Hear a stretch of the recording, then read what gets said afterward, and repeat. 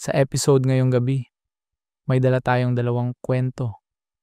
Dalawang kwentong nabubuksan sa mga lugar na karamihan ay hindi kailanman maglalakas loob na pasukin. Ang una ay dinadala tayo sa kailaliman ng anino ng Timog Korea, isang lugar kung saan ang katahimikan ay mas malakas kaysa sa mga sigaw. Isang lugar na wala na ngayon, ngunit patuloy na ginugulo ang sino mang nangahas pumasok dito. Ito ang kwento ng Gonjiam Psychiatric Hospital na minsan ay tinawag na isa sa pinaka-nakakatakot na lugar sa buong mundo. Sabi nila, walang babala ng tuluyang isinara ang asylum noong kalagitnaan ng dekada 90. May mga pasyenteng biglang namamatay sa mga pangyayaring walang makapagpaliwanag. At isang gabi, basta na lang naglaho ang mga staff, iniwan ang lahat. Mga kama na maayos pa ang pagkakahiga ng kumot. Mga chart na bukas pa. Mga IV bag na marahang umiindayog sa malangis na hangin na para bang tumigil ang oras sa gitna ng pangungusap. Ilang taon ang lumipas, may mga urban explorer na palihim na pumasok at naglarawan ng mga koridong. Walang katapusan kung saan ang pintura sa dingding ay nangangaliskis na parang balat na nalalaglag at ang tubig ay tuloy-tuloy na tumutulo na parang mga yabag na sumusunod sa kanila. Bigla na lang nasisira ang mga kamera.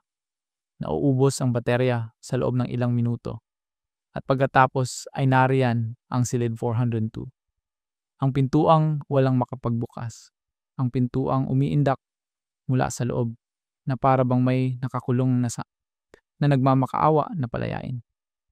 Maaaring wala na ang gusali ngayon, ngunit nananatili ang takot na iniwan nito. At ngayong gabi, babalik tayong pumasok. Sa isang malamig na gabing taglagas noong unang bahagi ng dekada 2000, nagpasya ang isang binatang si Jihon na subukan ang kanyang tapang. 23 siya, hindi mapakali, laging naghahanap ng rason para maramdaman niyang buhay siya. Tinawag siya ng mga kaibigan na pabigla-bigla. Tinawag siya ng mga magulang na hangal. Pero ang tawag niya sa sarili, mausisa. At ang kuryosidad na iyon, ang dahilan kung bakit nakatitig siya ngayon sa kalawangin na tarangkahan ng Gonjiam Psychiatric Hospital. Nakatayo ang ospital sa gilid ng lungsod ng Gwangju, hindi kalayuan sa Seoul. Napapaligiran ng maitim na gubat at matatarik na burol. Nakatunghay ang gusali na parang konkretong kalansay. Kahit matagal na itong inabandona, may mga bakod na may kupas na babala pa rin. Bawal pumasok. Ang sinumang pumasok ay sasampulan. Pero hindi iyon pumigil sa mga gaya ni Jihon na nakabasa ng mga kwento tungkol dito sa internet. Gusto niyang makita mismo. Hindi lang ang gumuguhong mga pader at basag na bintana, kundi ang katotohanan sa likod ng mga sabi-sabi. Simple lang ang plano. Ilang oras niyang lilibutin ang bawat palapag at idodokumento ang lahat gamit ang kanyang kamera. Kung papala rin, baka mapaabulaanan pa niya ang mga alamat. O kahit makakuha man lang ng video na ipagmamalaki sa mga kaibigan. Ngunit pagharap pa lang sa tarangkahan, habang humahaginit ang hangin sa pagitan ng mga puno, may mali na agad sa pakiramdam. Masyadong mabigat, masyadong dinatural ang katahimikan. Dapat buhay ang gubat sa ingay ng kuliglig at kahol ng aso sa malayo. Sa halip, walang anumang tunog. Para bang pati ang lupa ay pigil hinga. Itinulak ni Jihon ang tarangkahan na umungol sa kalawang at pumasok. Ang daan patungo sa pangunahing pasukan ay puno ng nabuwal na sanga at bitak-bitak na semento. Bawat bintanang nadadaanan niya sa itaas ay tila nakamasid habang papalapit siya. Napakalaki ng gusali. 4 na palapag. Abo ang mga pader. May bakas ng ulan. Ang ilang bintana ay wasak. Ang iba'y tinakpan ng tabla. Gayunman, may aninong animoy gumagalaw sa loob kahit alam niyang walang tao sa ospital. Pagdating niya sa mga pinto ng pasukan, nakatanikala ang mga ito. Kaya umikot siya sa gusali hanggang makakita ng gilid na pintong baluktot ang bisagra. Pagsulyap niya, sumalubong ang amoy ng amag at bulok. Amoy ng nabasang kahoy at isa pang halong asim na metaliko, parang tuyong dugo. Itinaas niya ang kamera at pinindot ang record. Kumurap ang maliit na pulang ilaw, tiyak at matatag. Mas masahol ang loob ng Gonjam kaysa sa mga larawang nakita niya online. Mahahabang pasilyong tila walang dulo ang lulubog sa dilim. Kumakapal na pagbabalat ng pintura sa dingding. Para bang mismong gusali ang naglalagas ng balat. May mga sirang gurney sa mga sulok. Nakapirmi ang mga gulong. Mga pintuang nakabaywang sa kalawangin na bisagra. Marahang kumikilos na parang may dinakikitang kamay na dumadampi. At saan man, may tumutulong tubig mula sa kisame. Pantay ang kumpas, bawat patak umaalingaw-ngaw sa pasilyo na parang mga yabag na ayaw huminto. Mahinang tumawa si Jihon, halos bulong sa sarili. Sinabi niya sa kamera na ayos lang siya. Ngunit sa kaibuturan, ramdam na niya ang higpit ng gusali na parang umiinog sa kanya. Malinaw ang layunin. Aabutin niya ang pinakamataas na palapag. Hahanapin niya ang silid 402. Ang silid na pabulong na pinag-uusapan online. Ayon sa alamat, kaya kang baliwin kung masyado kang magtatagal. Gusto niyang patunayang isa lang itong nakasarang pinto. Ngunit kahit binigkas niya ang kanyang pakay, tila mas dumilim ang mga anino sa paligid. Parang naunawaan mismo ng gusali ang hinahanap niya. At doon naunawaan ni Jihon na hindi ito karaniwang pag-i-explore. Hindi lang siya pumapasok sa isang nakalimutang ospital. Naglalakad siya sa isang lugar kung saan may mga lihim ang katahimikan at bawat lihim ay nakamasid sa kanya. Pinatatag ni Jihon ang hawak sa kamera habang lumalalim ang kanyang paglalakad. Sumayad ang sinag ng flashlight sa mga gumuguhong pader at mga pintuang nakanganga na parang bungangang walang laman. Bawat kwartong sinisilipan niya ay puno ng kinakalawang na kama, tumbang upuan, at mga medikal na papeles na nagkalat na parang iniwan sa isang kisap matang takbuhan. Paulit-ulit niyang sinabing gusali lang ito. Semento, bakal, at alikabok. Pero may kung anong buhay sa hangin. Narating niya ang unang hagdan. Makitid, paikot, paitaas sa dilim. Basang-basa at malamig ang metal na rehas sa haplos niya. Parang may hamog kahit taglagas at tuyo ang panahon. Pagsampa pa lang sa unang baitang, may tunog na nakaangat sa paulit-ulit na patak na sinusundan niya mula nang pumasok. Mahinang katok, malambot, sinadya, para bang mismong kuko ang kumakatok sa salamin. Tumigil siya, nakikinig, matigas na katahimikan. At nang akala niyang guni-guni lang, narinig niyang muli, mas malakas. Galing sa itaas. Itinutok ni Jihon ang ilaw, paitaas. Nawala ang hagdan sa dagim. Tumigil ang katok. Pero pag ibaba niya ng ilaw, may isa pa siyang napansin. Huminto ang kamera sa pagre-record. Wala na ang pulang ilaw. Bukas pa ang lente, pero patay. Pinindot niya ulit. Wala. Ubos ang baterya. Napabulalas siya, inis at nagulat. Kinargahan niya iyon bago umalis ng bahay. Hindi dapat na lobat agad. Isinuksok niya ang walang silbing kamera sa bag at kinuha ang telepono. Sa halip na ginhawa, dumaluyong ang lamig sa likod niya. Kumukurap ang screen. Ayaw manatiling bukas.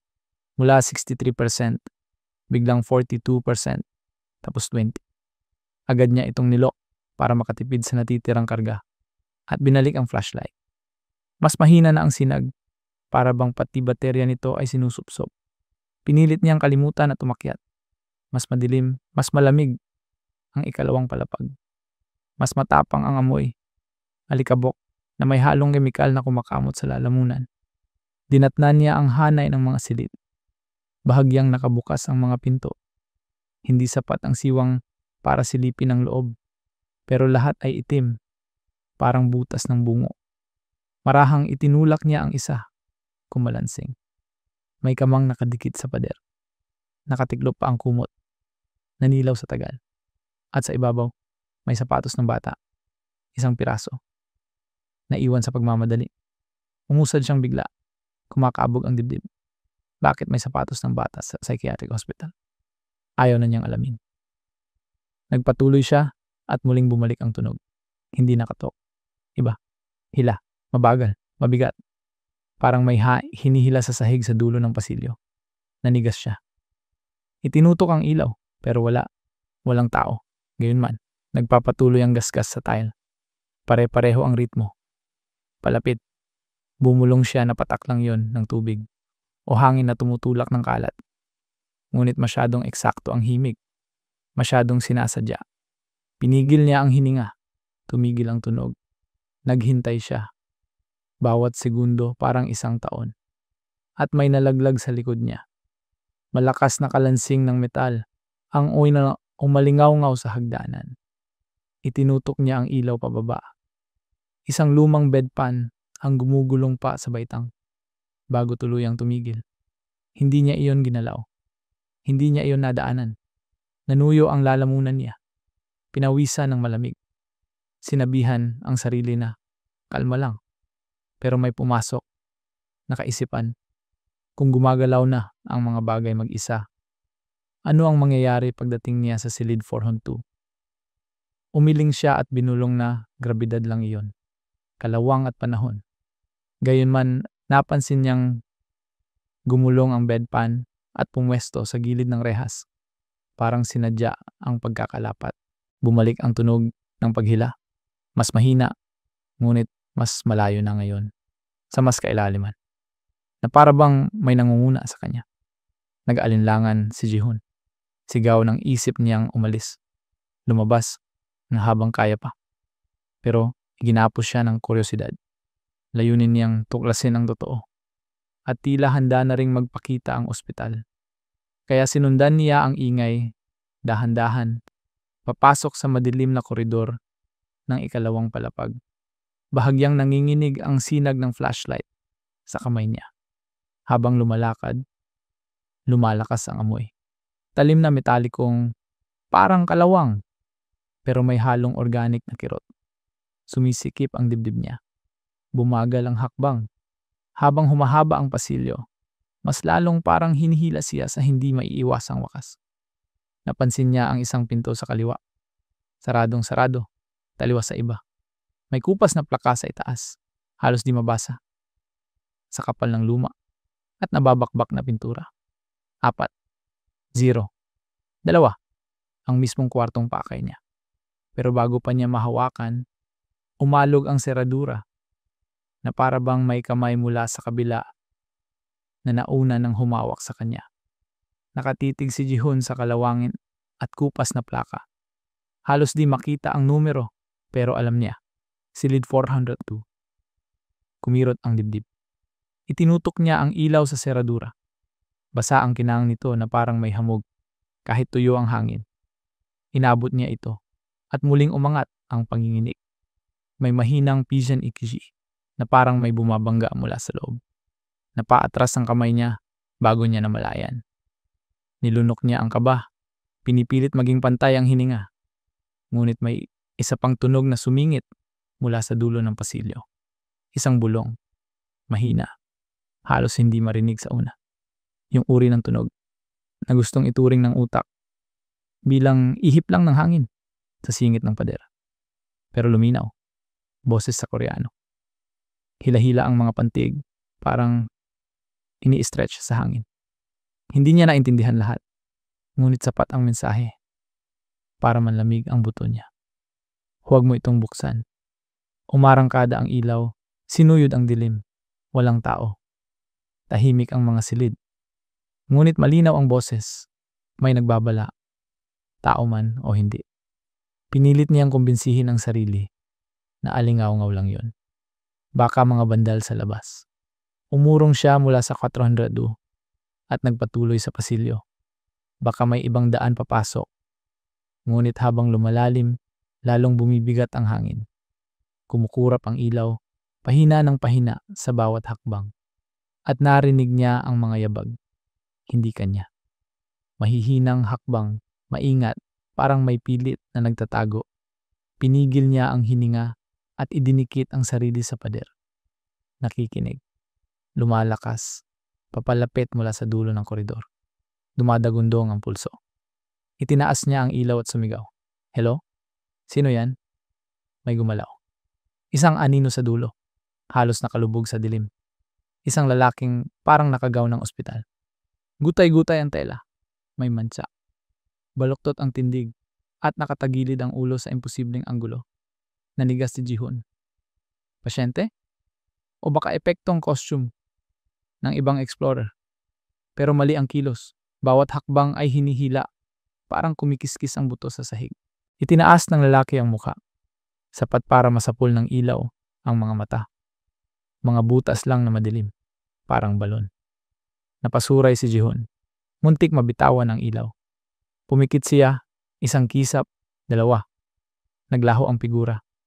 Muli, walang laman ang pasilyo. Umuusok ang hininga niya sa hangin, kahit hindi na malamig. Bumulong siya sa sarili, pinipigilang gumuho. Hindi niya alam kung nababali na ang isip o may alaala ang gusali na gusto nitong ipakita. Biglang nag-vibrate ang telepono sa bulsa. Napatalon siya. Baka mensahe ng kaibigan. Ngunit pagtingin, imposibleng abiso ang lumitaw. Calendar reminder na nakasulat sa Koreano na hindi niya kailanman itinakda. Nakalagay, hindi sila umalis. Nakatingin siya, namumutla sa liwanag ng screen. Muling nag-vibrate at namatay. Tuluyang itim. Nanatili ang mga salita sa isip. Kinain siya ng takot. Bumalik siya sa hagdan, handang umalis. Ngunit pagdating niya roon, parang naglaho ang daan pababa. Binukalan ng itim na dilim ang hagdanan. Hindi kaya ng ilaw tumagos. Inilawan niya pababa. Tumalbog lang, parang tumatanggi ang liwanag na lumampas sa unang baitang. Bumulong siya na kailangan lang niyang maghanap ng ibang labasan. Binalikan niya ang pinanggalingan. Ngayon ay mabilis na. Pare-pareho ang hitsura. Nangangaliskis na pader. Baligtad na gurney. Nakangawing mga pinto. Nadanan niya ang parehong basag na bintana ng 2 beses kahit pakiramdam niya iba ang dinadaanan. Parang tiklop-tiklop ang gusali. Nire-recover para ikulong siya. Sumisikip ang dibdib. Para siyang palaging ibinabalik sa silid 402 kahit saan lumiko. At ayun na nga. Pagsiksik niya sa huling kanto, nandoon ulit. Ang parehong pinto. Ang parehong nanginginig na hawakan. Ngunit ngayon, may nakasulat sa pader gamit. Ang tila uling utuyong dugo. Huwag mo siyang gambalain. Padalos-dalos ang sulat. Pasuray-suray. Pahid-pahid na parang minadali. Nanginginig ang kamay ni Jihun habang sinusundan ng mata ang mga letra. Isa pang babala. Hindi lang tungkol sa pinto. Tungkol sa kung sino man ang nasa likod nito. Hindi na pader ang kalaban niya. Bitag na ang gusali. Isang lugar na gustong ipakita, iparinig, ipautos. At lahat ng senyales pabalik sa 402. Nanginginig ang mga kamay ni Jihun habang ibinababa ang ilaw sa sulat. Huwag mo siyang gambalain. Parang sariwa pa. May bahaging mas maitim na hindi patuyo. Bulong niya sa sarili na imposible iyon. Walang pumapasok dito sa maraming taon. Nakaselyo. Kinondena, giniba, ayon sa nabasa niya online. Ngunit narito siya, nakatitig sa mensaheng tila minsan lang naisulat. Humarap siya sa pinto ng 402. Muling umalog ang hawakan, mas marahas. Na tila alam ng nasa loob na. Naroon siya at gusto nitong magpansin. Umatras siya, kumakabog ang dibdib. Pero parang nakapako ang mga paa. Hindi siya makagalaw, hindi makaalis. Bumalik ang boses. Ang parehong humabang bulong na nagbabala kanina. Ngayon ay hindi na mahina. Nasa mismong tainga niya. Huwag mo itong buksan.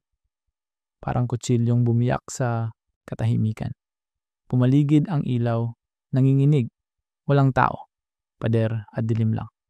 Pero hindi iyon guni-guni. Dumampi ang hininga sa balat niya. Bago niya maunawaan, biglang bumulaga ang malakas na kalampag. Isang pinto sa dulo. Ang bumukas ng buong puwersa, sumalpok sa pader hanggang sumigaw ang bisagra. Tinagpuan ng ilaw ang loob. Wala. Isang kama, isang sirang upuan. Ngunit umuugong pa rin ang kalampag na parang pintig ng buhay. Sumigaw ang instinct na tumakbo. Lumingon siya, handang bumalik sa hagdan. Pero napako ang ilaw sa dulo ng pasilyo. Isang hugis. Isang aninong nakatayo. Walang kibo. Akala niya pinto lang. Pero gumalaw. Lumapit ng dahan-dahan. Matangkad. Isang babae. Punit ang gown, sumasayad sa sahig habang humahakbang. Nagsara ang lalamunan niya. Itinaas ang ilaw. Ngunit wala siyang mukha. Malabong mantsa kung saan naroon dapat ang mga mata. Ilong, bibig. Nang tamaan ng liwanag, bigla siyang nagkumbulsyon. Pumipitik sa dilikas na galaw. Parang manikang hinihila ng di nakikitang lubid. Umuungol siya, mababa. Umuukit sa pasilyo hanggang maramdaman ni Jihon sa mga buto. Umatras siya, subalit sumunod ang figura. Mabagal ang lakad, ngunit walang humpay. Bawat patlang ng ulo niya ay nakatuon kay Jihon. Sinigawan niya ng tigilan, nanginginig ang tinig. Buti pa ang gusali, nilamon ng boses. At tugon na parang sabayan. Yumanig ang 400 du. Umiiyak ang metal. Bumuhos ang alikabok. Parang mga kamaong nagwawala sa loob. Nanlalambot ang tuhod niya. Nabuhay ang pasilyo sa mga ungol, kalampag, bulong, gasgas. Hindi na niya alam kung alin ang totoo. Tumalilis siya, tumatakbong di lumilingon. Humaalingaw-ngaw ang yabag. Humahalo sa naghahabol na paghatak sa likod. Hindi niya nilingon, sumisigaw ang buong katauhan niya na hinahabol siya. Sa dulo may isa pang hagdan. Nakahinga siya, isang takas. Ngunit pagtingin niya pababa, paikot ang hagdan sa kawalan. Walang sahig, walang ilalim. Napamura siya, nanginginig ang ilaw.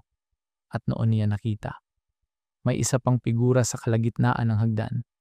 Bahagyang nasisinagan. Ang parehong babaeng walang mukha. Nakatingala ngayon, nakatitig sa kanya, nang walang mata. Nanginig ang sikmura niya. Kung narito siya, sino ang nasa pasilyo? Hingal siya, umatras. Halos matumba. At bumalik sa pasilyo. Tahimik. Masyadong tahimik. Lumingon siya. Walang tao.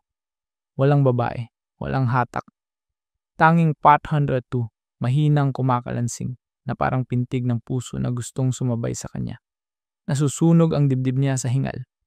Idinikit ang palad sa pader. At madulas. Pagtingin, dugo. Malapot, sariwa, dumadaloy sa bitak-bitak na pintura. Napaurong siya, nagsusuma ang isip. Saan nanggaling? Sumiklab ang mga ilaw sa kisame na matagal nang patay. Kumurap, humuni. Sunod-sunod na umilaw ang mga bumbilya. Maputlang dilaw, papahaba hanggang dulo. At biglang lumantad ang kinatatakutan niya. Hindi na bakante ang pasilyo. May mga nakatayong figura sa bawat pinto. Kalahating nakatago sa anino. Nakatagilid ang ulo, mababago o walang mukha. Mga pasyente. 12 na. Punit ang gown, pilipit ang tindig na parang nahuli sa gitna ng hiyaw. Umusad si Jihon pabalik hanggang dumikit ang gulugod niya sa kumakalansing na pinto ng 402. Hindi gumagalaw ang mga figura. Nakatitig lang. Di gumagalaw ang mga mata kung matanga kay Jihon. Nangangatog ang ilaw sa kamay niya, sumasayad sa kanila. Ngunit saan man niya ituon, hindi na aalis ang tingin ng mga iyon sa kanya. Sabay-sabay nagsimula ang mga bulong. Hindi iisa. Marami, nag-o-overlap. Pataas, pababa, di maintindihan. Ngunit bawat pantig puno ng babala at dalamhati. Kumakabog ang puso niya. Para siyang dinudurog ng bigat ng mga matang di niya makita. Mas malakas na ngayon ang pinto sa likod. Umuuga ang balangkas. Napasinghap si Jihon. Hindi makagalaw. Hindi makatakbo. Naipit siya sa pagitan ng di mukhang pulutong at ng kung anumang kumakalmot mula sa loob. At bigla, umikot ang hawakan mag-isa. Malinaw ang klik na umalingaw-ngaw. Nang hina ang tuhod niya. Dumulas ang sinag sa hawakan. Umiikot ito dahan-dahan hanggang tuluyang bumaba. Umungol ang pinto at sumiwang ng kaunti. Sumirit ang malamig na hangin na amoy kalawang at agnas. Ang talim nito ay kumagat sa mata. Mula sa siwang lumabas ang kamay. Manipis. Abo. Mahahabang daliri na parang salaming basag ang mga kuko. Inaabot ang dibdib ni Jihon. Nanginginig sa dilikas na gutom. Sabay nag-ungol ang lahat ng figura. Isang pagdaing na tumindig ang balahibo. At pumutok isa-isa ang mga ilaw sa itaas. Kumislap ang mga alisik at nilamon ng dilim ang lahat. Sumigaw si Jihoon, ngunit nalunod ang boses sa dagundong ng mga tinig at sa pagkamot ng mga kuko sa balangkas ng pinto. Doon niya na lamang wala na siyang takas. Hindi siya gustong palabasin ng ospital. Gusto nitong buksan niya ang pinto. O mas masahol pa, hilahin siyang papasok. Sumigaw si Jihoon, ngunit parang nilulo ng mga pader ang tunog. Nahulog ang flashlight, gumulong at tumapat ang sinag sa kabilang pader. Mula sa siwang, lumawak pa ang abot ng manipis. Abong kamay, kinikiskis ang kuko at humihiwa ng malalalim na galos. At biglang nagbago ang mga boses. Hindi na pagdaing, ngayon ay sabay-sabay na nagsasalita. Mababa, apurado, parang koro na nagmamakaawang maintindihan siya. Putol-putol ang Koreano, pero malinaw ang buod. Huwag mo siyang palabasin. Huwag mo siyang palayain. Huwag. Napatigil siya. Siya. Naalala niya ang sulat sa pader. Huwag mo siyang gambalain. Hindi siya dinadahas. Binababalaan siya. Bumalik sa isip niya ang lahat. Ang nalubat na baterya. Ang tunog na humihila. Ang babaeng walang mukha. Ang dugong sulat. Hindi iyon basta pananakot. Mga babala iyon. Hindi siya inaakit papasok. Pinipigilan siyang lumapit sa 402. Sumiklab ang katotohanan. Paano kung totoo ang alamat? Paano kung ang biglaang pagsasara, ang sunod-sunod na pagkamatay, ay hindi dahil sa kapabayaan o korupsyon, kundi dahil sa kanya? Yumugyog ang pinto, galit, marahas. Umuga ang alikabok. Hinila pabalik ang kamay, hindi para umurong, kundi para maghanda. Narinig ni Jihoon ang pagtapik ng kuko sa loob. Parang mandaragit na naghahasa bago sumalakay. Lumakas ang koro. Huwag, huwag, huwag. Kumikirot ang dibdib. Sigaw ng isip na tumakbo, maghanap ng labasan, kahit paikot ang hagdan o paulit-ulit ang bintana. Ngunit ayaw kumilos ng binti. Nakapirmi siya sa pagitan ng sindak at pagnanais na malaman ang totoo. Hindi dahil nakasara ang pinto, kundi dahil may gustong makalaya sa likod nito. Naalala niya ang nag-iisang sapatos ng bata. Ang figurang walang mukha na parang manika. Paano kung sila ang nakatali rito? Hindi para manakot, kundi para magbantay. Hindi pananakot ang mga babala. Desperadong pagsusumamo iyon na manatiling nakaselyo ang pinto. Biglang tumigil ang lahat ng bulong. Sa katahimikan, umangat ang iisang boses. Babae. Maamo ngunit sugatan. Hindi na bulong ng pasilyo. Galing sa mismong siwang. Tulungan mo ako. Tumagos sa kanya ang mga salita. Parang punyal. Puno ng dalamhati. Pakiusap. Uhaw sa pagpapalaya. Nangatal ang labi niya. Ang lahat ng babala ay nagsabing huwag. Pero mismong puso ng lahat, isang tinig, ang nagmamakaawa ng kabaligtaran. Buksan ang pinto. Pakawalan siya. Naguunahan ang isip. Nagsisinungaling ba ang mga multo sa ospital para ikubli ang pighati? O ang boses sa loob ang nanlilinlang awa ang pain? Lumapit siya sa siwang. Kumakabog ang puso. Muling nagwika ang babae. Mas banayad, halos matamis. Pakiusap. Matagal na ako rito. Palayain mo ako. Umaangat na ang kamay niya. Hindi niya namamalayan. papunta sa hawakan. Ngunit sa ilalim ng pakiusap, may narinig siyang iba.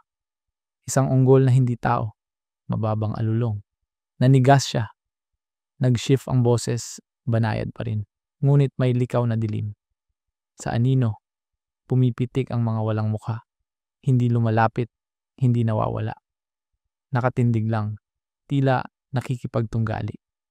Doon niya naintindihan. Hindi sila basta nakakulong. Sila ang mga bantay. Hindi para may hindi makapasok, kundi para may hindi makalabas. Sumilay sa isip niya ang sulat. Huwag mo siyang gambalain. Napatras si Jihun, marahas na iniwas ang kamay. Nangangatog ang buong katawan. Bumabaha ang malamig na pawis. Naunawaan niya. Lahat ng nangyari, mula't sapol ay tungo sa sandaling ito. Isang pasya. Buksan o iwan ng nakaselyo magpakailanman. At doon niya nakita ang buo. Hindi dahil sa iskandalo, isinara ang ospital. Isinara ito para ikulong ang nasa Part 102. Yun ay minsang tao, marahil isang pasyente. Ngunit di na tao ngayon. Isang dapat ikahon. Ang mga pagkamatay. Ang biglang paglikas. Ang staff na umalis sa kalagitnaan ng gabi. Hindi pagtakas, kundi sakripisyo. Huling paraan para ikulong siya bago siya makawala. Kumakabog ang mga kamay ni Jihun.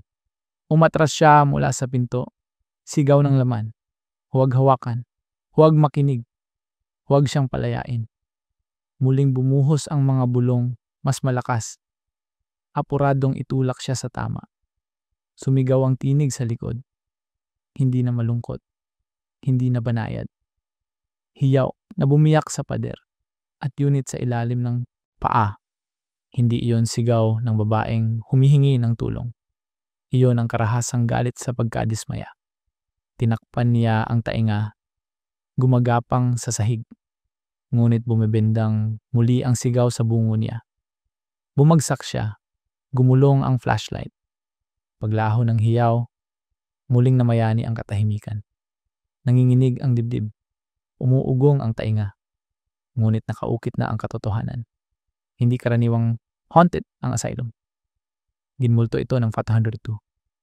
At ang 502 ay hindi dapat binubuksan kailanman. Naiangat niya ang sarili. Nanginginig ang bawat hibla ng laman. Nawala ang mga bulong. Wala na ang mga figura. Nananatili ang pinto. Tahimik. Naghihintay. Hindi siya nagtagal para talikuran ito. Alam niyang mawawala ang tapang kung magtatagal pa. Dinampot niya ang flashlight at tumakbong todo. Binaliwala ang kumikilos na pader. Apoy ang baga, nanginginig ang tuhod, pero hindi huminto. Tinumbok ang hagdan, ang dating walang ilalim. Ngayon ay may sahig. Umalis ang dilim. Pinapalabas na siya ng ospital. Bumulusok siya sa hagdan, sa pasilyo, sa gilid na pinto, at sumambulat sa malamig na hangin. Bumagsak sa basag na semento. Hingal na nakatitig sa silweta ng gusali. Walang mukha ang mga bintana. Walang anino. Walang bulong. Bangkay ng ospital. Ngunit habang nanginginig, alam niyang hindi pa tapos. Pagbalik ng katahimikan ng gubat, nag-vibrate ang telepono niya. Hinugot niya.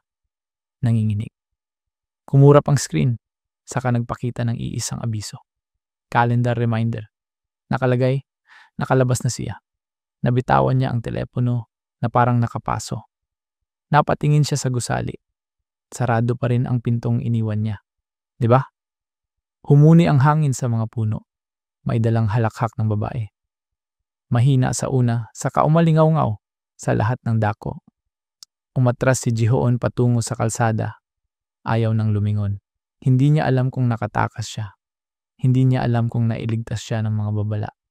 O nakapagpalaya na siya ng bagay na pinilit ikulong ng ospital. Ang alam niya, maaring giniba na ang gonjam, ngunit ang nasa 402 ay hindi na ibaon. At ngayon, malaya na. Ang kwento ng Gonjam Psychiatric Hospital ay paalala. May mga pintuang hindi kailanman dapat binubuksan. At hindi doon nagtatapos ang babala sa Timog Korea. Dahil sa kabila ng dagat, sa Indonesia, may isa pang lugar kung saan ang mga pinto ay may dalang lihim na hindi matukoy sa pangalan. Ang Lawang Sewo, 1,000 pinto, ay gusaling ang kariktan, ay nagkukubli ng kalupitan. Walang katapusang pasilyo, arkong paulit-ulit, at sa ilalim, isang basement na basang-basa ng mga alingawngaw ng digmaan at pagpapahirap. Kung ang Gonjiam ay nagkulong ng dinakikita, ang Lawang Sewo ay nagkulong ng mismong pagdurusa ng tao. At para sa mga aakyat sa baha nito, hindi lang tanong kung ano ang nangyari roon, kundi kung ang mga pintong pipiliin mong buksan ay yaong mga lalabasan mo pa. Sa puso ng Semarang, Indonesia, nakatayo ang isang gusaling napakagarbo, napakaganda sa liwanag ng araw. Kaya't napagkakamala ng turista na relic lang ng kolonyal na kasaysayan. Lawang Sewo, 1,000 pinto, malalawak na arko, matatayog na bintana, walang katapusang pasilyo, mistulang palasyo mula sa ibang panahon. Ngunit sa paglubog ng araw, ang ganda ni nagiging banta at ang mismong mga pinto ay bumubulong ng mga pangakong hindi kayang tanggapin ng lahat ng bisita. Para kay Arif, estudyanteng nahuhumaling sa lokal na alamat, hindi basta tanawin ang Lawang Sewo. Hamon ito.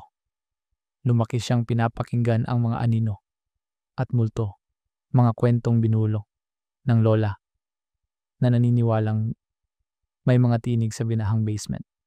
Pinagtatawanan niya noon. Hanggang nga ngayon, may dala siyang flashlight, hiniram na thermal camera, at ang di mapigilang kuryosidad ng isang kabataang labis ang tapang. Napagdesisyonan niyang saksihan ang totoo, hating gabi na halos nang dumating siya. Tahimik ang paligid. Ang war memorial sa labas ay pinailawan ng kumukurap na ilaw. Titig siya sa monumento ng mga nasawi. Ukit ang mga pangalan sa bato. Ngunit iniisip niya ang mga pangalang hindi napunta sa anumang monumento. Ang mga binihag at ibinaba sa ilalim ng Lawang Sewo noong digmaan, iginapos, pinahirapan, at pinaslang sa katahimikan. Nakaamba ang pangunahing gusali, ang libu-libong pinto na parang mga bantay. Nasaan man siya tumayo, parang nakamasid ang bawat pinto at bintana. Sinabi niya sa sarili na arkitektura lang ito, magaling na disenyong Olandes. Ngunit habang pumapasok siya, lalong tumitindi ang pakiramdam na pinapanood siya. Malinaw ang layunin. Hahanapin niya ang Building B. Bababa siya sa basement, ang lugar na laging binubulong sa mga alamat. At kukunan niya ng patunay ang anumang naroon. Sa loob, mabigat ang hangin, mamasa-masa, nabuburo sa katandaan. Umiingit ang sahig sa bawat hakbang, umaalingaw-ngaw sa mahahabang pasilyo. Dumudulas ang sinag ng buwan sa mga arko. Humahaba ang anino na parang humahabol. Naririnig niya ang tulo ng tubig sa ibaba, paalala ng basement, nahaharapin pa niya. Iba ang echo ng bawat yapak, minsan sobrang bilis. Parang may pangalawang yapak na sumusunod. Dumaan siya sa hilera ng mga pinto, pare-pareho. Matatangkad, may arko, pininturahan ng puti, ngunit tinina ng panahon. Ang iba nakasiwang, ang iba sarado.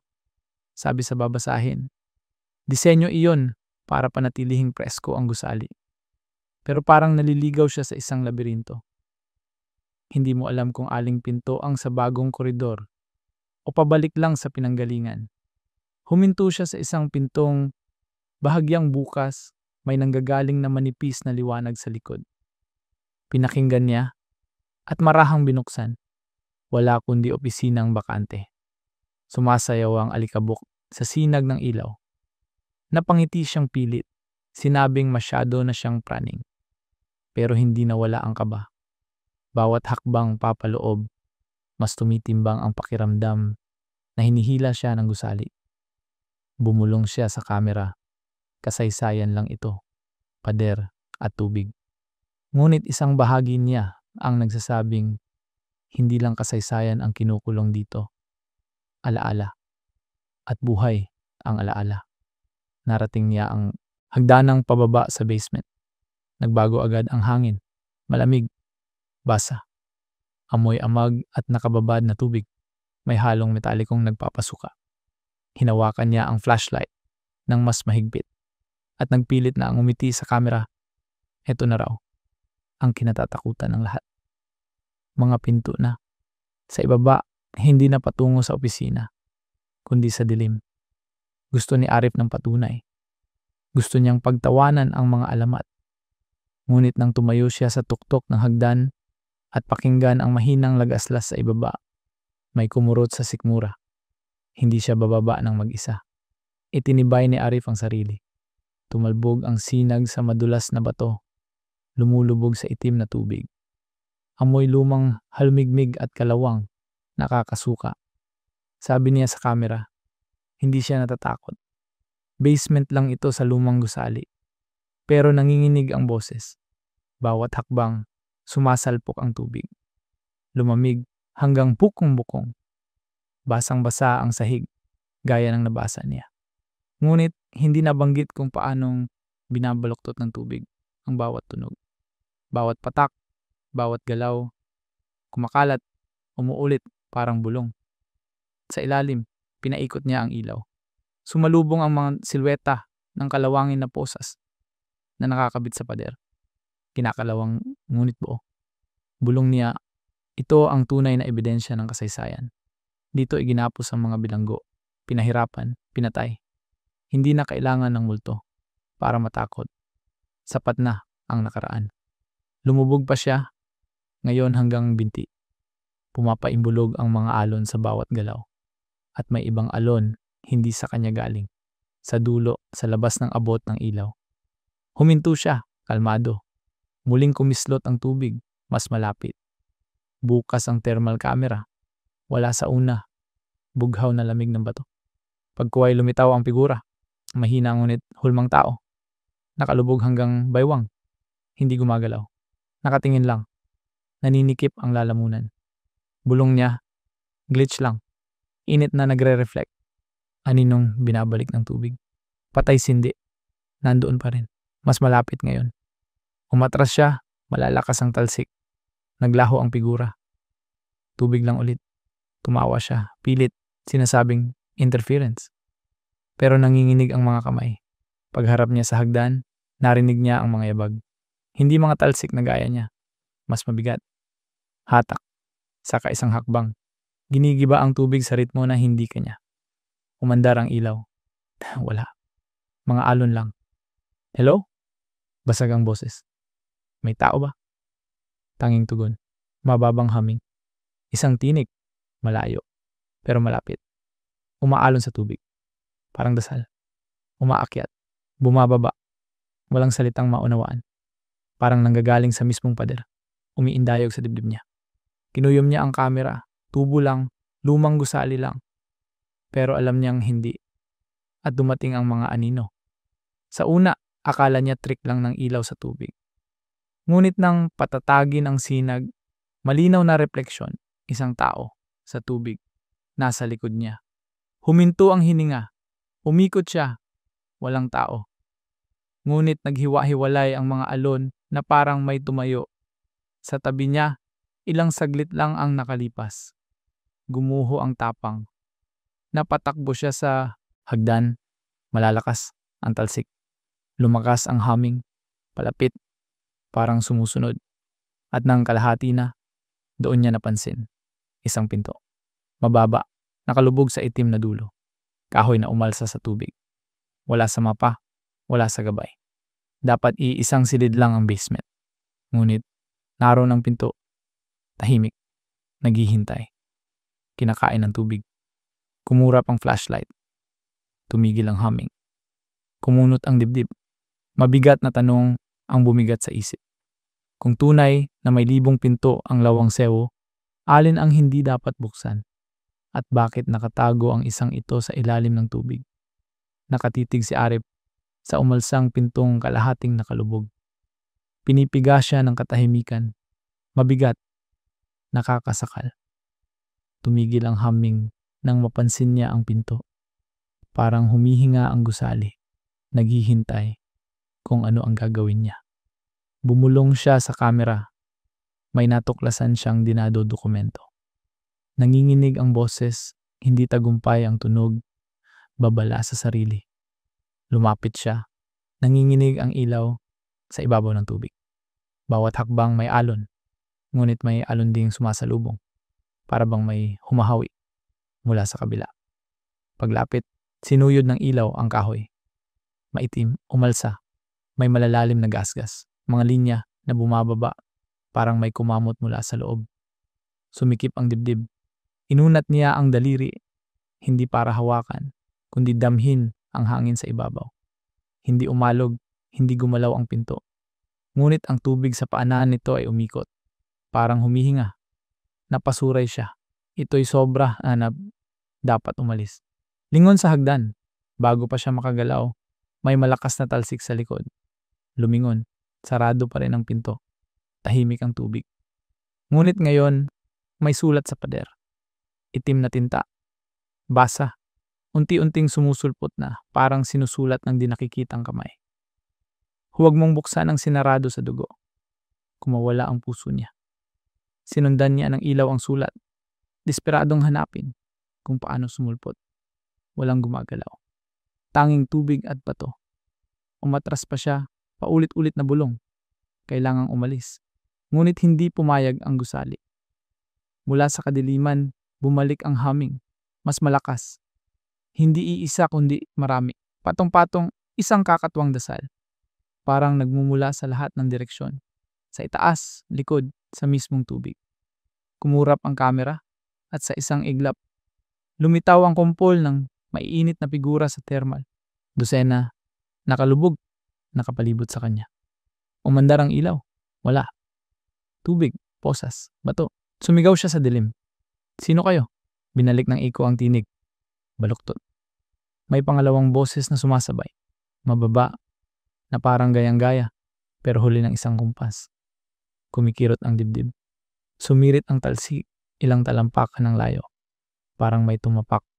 Dumikit siya sa pader, madulas. Kumukurap ang ilaw, naghihingalo. Sa humihingalong sinag, may nakita siyang nagpapalamig sa dugo. Sa tubig, ang refleksyon.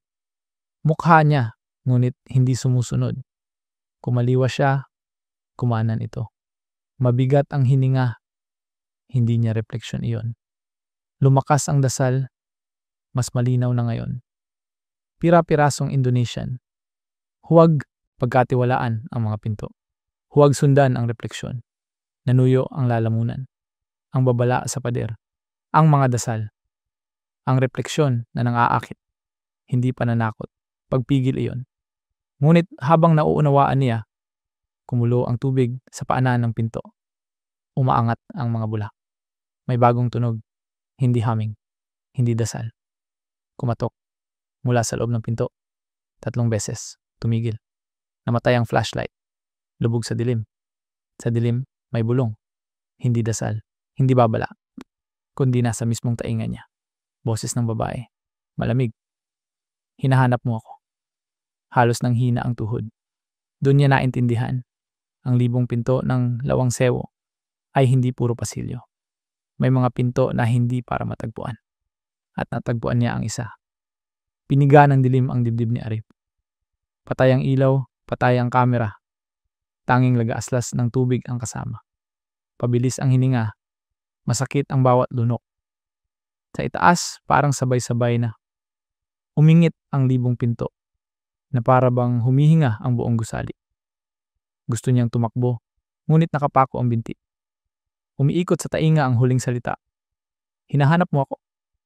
Kumulot ang tubig. May talsik. Hindi sa kanya. Malapit. Isa pa. Mas malapit. Kasabay ng mabibigat na hakbang sa binahang silid. Bawat hakbang mabigat kaysa sa kanya. Pilit niyang binuhay ang kamera para sa thermal. Kumurap. Nagpakita. At bumagsak ang sikmura. Mga figura. 2 dosena. Nakalulan sa tubig. Nakayuko ang ulo. Nakalaylay ang kamay. Dahan-dahan niyang iniikot. 10, 15, 20. Sa gitna. Sa kabila ng pintuang nakalubog. May isa pang figura. Mas matangkad, mas maliwanag. Parang may init na di dapat sa lamig na silid. Bulong niya, hindi ito totoo. Niloloko ng tubig ang makina. Nang maramdaman niyang gumalaw ang gitna. Hindi pa sulong, hindi pa halang, kundi pataas, dahang-dahang tumataas mula sa tubig hanggang mangibabaw sa lahat. Kumislap ang screen. Pula, patay. Tulad ng flashlight. Bulag siya. Muling kumatok. Tatlong malalakas. Umuga ang pader. Nag-vibrate ang tubig. Nahulog ang alikabok. Kumalansing ang posas. Sumakit ang dibdib niya sa takot. Paatras siyang luminga. Sumabit ang paa sa ilalim ng tubig. Bumagsak. Kumalabog ang tubig. Kumapit sa pader. May nahawakan siyang malamig na metal. Posas. At biglang kumagat sa pulsuhan niya. Napasigaw siya. Hinatak ang kalawangin na kadena. Sumakit ang balat. Kumapit ang bakal. Lahat ng bigat niya, hindi kumalas. Lalo pang humigpit. Nakakadena na siya. Bumalik ang dasal. Hindi na malayo. Mula na mismo sa likod ng pinto. Koro na makapal. Palo na parang rumaragasa. Kumulo ang tubig. Nanlabo ang paningin. Hinila niya ang kadena hanggang dumugo ang pulsuhan. Muling kumatok. Mas malakas. Pumutok ang piraso ng kahoy. Umalsa ang pinto na parang may dambuhalang sumasalpok mula sa loob. Lumitaw ang mga figura, hindi sa kamera, kundi sa mismong harap niya. Mapuputlang katawan na kumikintab sa tubig, dahan-dahang umahon. Nakikita na niya sila. Maninipis, translucent, baluktot ang anyo, bumuka ang bibig, walang tunog. Sabay nilang itinuro ang pinto. Halos huminto ang puso niya. Hindi na sila nagbababala. Nagmamakaawa silang huwag niya itong palabasin. Ngunit bumulong ulit ang tinig. Malapit, malambing, imposibleng lapit. Tulungan mo ako. Parang kadena ang salita. Mas mahigpit kaysa sa bakal. Umiiyak ang isip. Maliligtas niya ang isa. Pero baka pakakawalan niya ang mas masahol. Muling umuga ang pinto. Gumulong ang alon. Halos siya tangayin. Kumurap ang flashlight. Isang iglap. Tumapat sa mga gasgas ng kahoy. Hindi basta kalmot. Mga letra. Paulit-ulit. Dugo ang panulat. Palayain mo ako. Nang lamig ang dugo niya. Sumigaw siya sa sarili. Tumigil. Ngunit inunat ng kamay ang hawakan. Pumunit ang mga bulong. Daang boses. Sumisigaw. Umuugong ang tainga. At tumigil ang lahat. Tumahimik ang tubig. Huminto ang dasal. Natigil ang katok. Binaon ng katahimikan ng basement. Nakatigil si Arif. Pulgada na lang mula sa hawakan. Hindi makahinga. Nakabitin pati ang gusali. Parang naghihintay. At doon, ang tunog na bumasag sa kanya. Ang klik ng kandado, umiikot, mag-isa. Kumilos ang hawakan pababa, dahan-dahan, kahit di niya hinawakan. Umungol ang pinto, bahagyang bumukas. Sumirit ang hangin, masangsang, nakakasulasok. May himig ng tawang halos di mo makita. Nanlambot ang tuhod. Bumagsak siya sa tubig, nakatingin sa lumalapad na siwang. At sa unang pagkakataon, mula nang pumasok, pinagsisihan niyang hinanap niya ang sagot. Nakabulagta si Arif sa nagyayalong tubig, nakatitig sa siwang. Ang masangsang na hangin ay parang buhay, umiikot sa silid at dumidikit sa balat. Tumitibok ang pulso ng posas sa pulsuhan, nagdurugo sa kalawang. Akala niya tapos na ang panganib, pero may tunog mula sa loob na mas masahol kaysa sa sigaw. Iyakan, higbi ng babae, patlang-patlang, basag, dumadaloy mula sa siwang. Sa una, tao, marupok, parang iniwan ng matagal. Napiga ang dibdib niya. Ang sakit ay totoo, parang may buhay na nakapiit. Ngunit kumurba ang hikbi, humaba ang bawat paghikbi na lampas sa normal. Lumalim ang boses, sa katataas ulit, na parang maramihang lalamunang umiiyak na sabay. Sorrow ng tao, nakapatong sa hindi taong paos. Natagpuan mo ako, bulong sa pagitan ng hikbi. Huwag mo akong iwan. Idiniin ni Arif ang palad sa tainga, umiiling. Hindi ko kaya. Nananatili ang mga walang mukha sa paligid. Nakataas ang mga braso. nakaturo sa pinto. Ngunit ngayon, iba ang anyo ng kanilang katahimikan. Hindi pa sakit, babala, walang hanggang babala. Napansin niya ang mga posas sa pader. Hindi basta nakakalat. Nakaayos sila sa hugis. Bilog, parang hindi lang para iginapos ang mga tao, kundi naging hangganan, mga selyo. Ang kanilang kamatayan, hindi pagtatapos, pagbabantay. Tumama ang katotohanan, tama ang alamat ng piitan, ngunit may kulang sa kwento. Hindi lang bilanggo ang iginapos, isang nilalang ang ibinandila, ginamitan ng buhay para selyuhan, hindi lang para sa tao ang kadena, para sa kanya. Muling nagbago ang boses, mas malinaw, ikinulong nila ako, natakot sila sa akin. Pero ikaw, matutulungan mo ako. Hindi nagsisinungaling ka, pabulong ni Arif. Hindi kumbinsido kahit sa sarili. Tumigil ang iyak. Tumaba ang katahimikan. At nang muli itong magsalita, hindi na ito nagmamakaawa. Payapa, makinis, malamig. Hindi ka makakaalis hanggat di mo binubuksan. Sumiksik ang salita. Naalala niya ang mga pasilyong paikot sa itaas, ang hagdanang walang ilalim. Ang mga pintong bumabalik sa pinanggalingan. Isang bitag na dinisenyo para dalhin siya rito, para pilitin ang pasya. Lumapit ang mga walang mukha, hindi para saktan, kundi para magsumamo. Isa ang lumapit, ibinuka ang bibig, walang tunog, ngunit malinaw. Huwag mo siyang palayain. Nanluha siya, inukit sa isip ang katotohanan. Hindi ang multo, ang totoong pangingilabot dito, kundi ang sinasalo ng gusali. Sa likod ng pinto, hindi biktima, hindi kaluluwang nais ng paglaya, kundi mas matanda, mas madilim. Sumisip-sip sa pagdurusa. Ang mga bilanggo, hindi lang pinatay, inisakripisyo. Naging bantay na espiritu magpakailanman. Tumawa ito, matalim, manipis, sumisingit sa siwang. Naghalo ang huni ng babae at ang kalmot ng mababang alulong. Sinikap nila akong ikulong, pero ang mga pinto, lagi ring bumubukas. Nanginginig ang katawan niya. Hinila niya ang posas hanggang bumuka ang sugat. Sigaw ng utak, tumakas, baka huli na. Ang mga gasgas sa kahoy, hindi pagsusumamo, pain. Mga salitang inukit para mag-akit. Palayain mo ako. Sa wakas, nakita niya ang pattern ng lahat ng explorer na nauna. Bakit nalolobat ang kamera? Bakit pumapalya? Hindi sila hinahabol palabas. Itinutulak sila. Pinoprotektahan. Nakatali si Arif sa itim na tubig. Nakatitig sa pinto na kumikirot. Alam na niya ang totoo. Ang libong pinto ng Lawang Sew, hindi lahat para daanan. Ang ilan kulungan. At natagpuan niya ang isa. Humarap siya sa posas, huling paghila. Madulas sa dugo ang pulsuhan. Umiyak. Ang metal, pumutok. Sumuko ang kalawang. Bumuwelo siya sa itim na tubig. Sumugod patungo sa hagdan. Yumanig ang basement. Yugyug ng pinto. Bawat bagsak, kulog, umalon ang tubig. Halos liparin siya. Bumalik ang mga tinig, daan-daang bulong. Naging iisang kulog. Iba'y babala. Iba'y pakiusap. Iba'y iyak. Umuusok ang mga hita. Bawat hakbang ay parang hinahawakan ng di nakikitang kamay. Sa hagdanan, hinatak niya ang sarili pataas. Umuubo, hinihingal. Patay pa rin ang ilaw.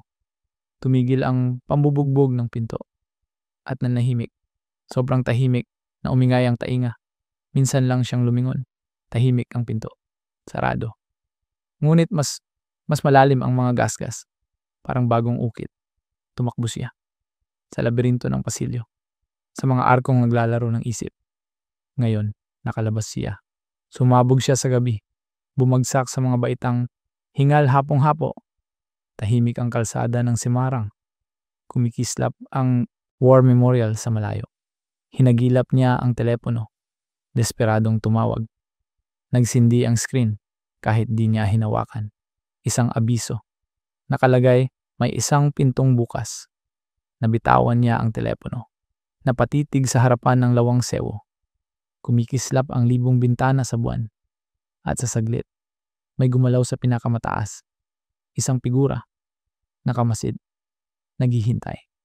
Tahimik ang gusali, nakaselyo ang mga pinto. Ngunit alam ni Arif, may isang bagay sa loob ang hindi na nakakulong. At sa isang gusaling may libong pinto, sapat ang isa na di na muling magsasara. Sana'y nagustuhan ninyo ang mga kwentong ito.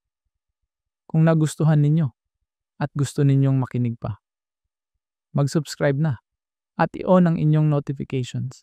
Halos araw-araw akong nag-upload. Ingat kayong lahat.